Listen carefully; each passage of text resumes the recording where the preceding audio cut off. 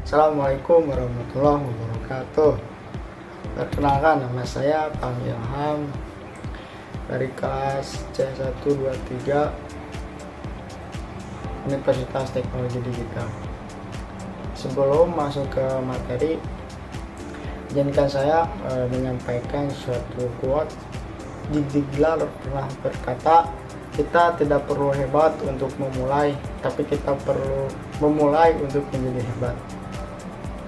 Nah, di sini saya akan membahas mengenai materi ketujuh dari mata kuliah Sistem Informasi Akuntansi, yaitu Sistem Pengendalian Internal. Apa itu Sistem Pengendalian Internal?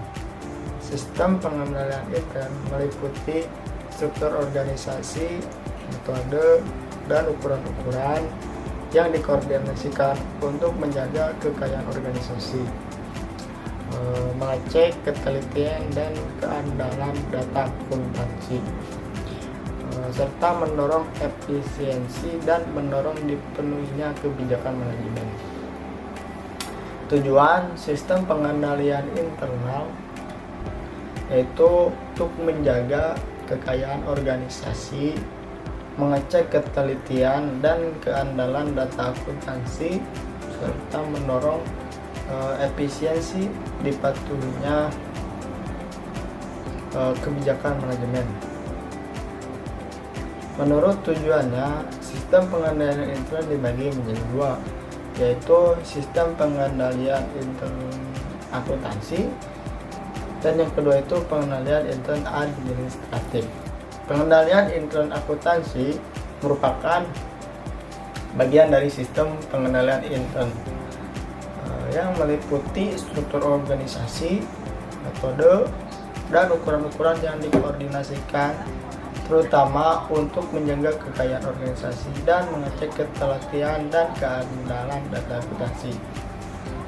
Untuk pengendalian intern administratif meliputi struktur organisasi, metode, dan ukuran-ukuran yang dikoordinasikan, terutama untuk mendorong efisiensi dan dipatuhinya kebijakan manajemen.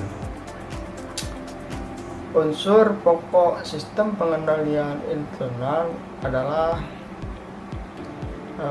struktur organisasi yang memisahkan tanggung jawab fungsional secara tegas, sistem wewenang dan prosedur pencatatan yang memberikan perlindungan yang cukup terhadap kekayaan, utang, pendapatan, dan biaya.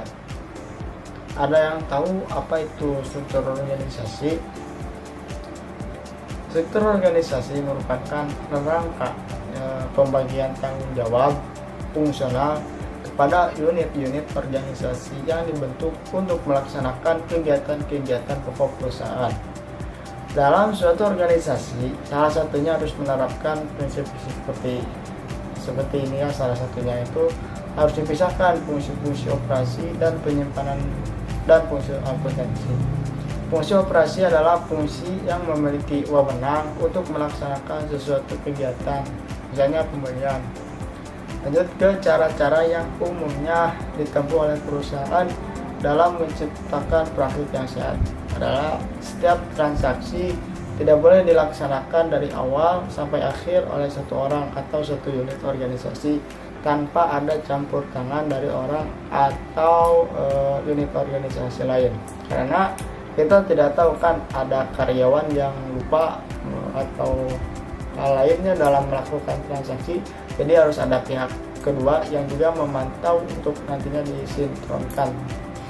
Jadi untuk menjamin praktik yang sehat dalam melaksanakan transaksi pembelian, misalnya sistem pembelian disusun dengan dasar berikut. Contohnya dengan dasar berikut ini, transaksi pembelian harus dilaksanakan oleh beberapa fungsi yang bekerja secara independen, seperti fungsi gudang, fungsi pembelian, fungsi penerimaan, dan fungsi akuntansi.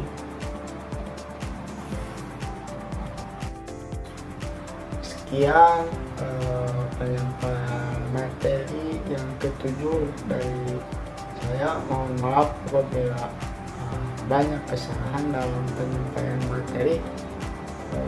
Wassalamualaikum warahmatullahi wabarakatuh.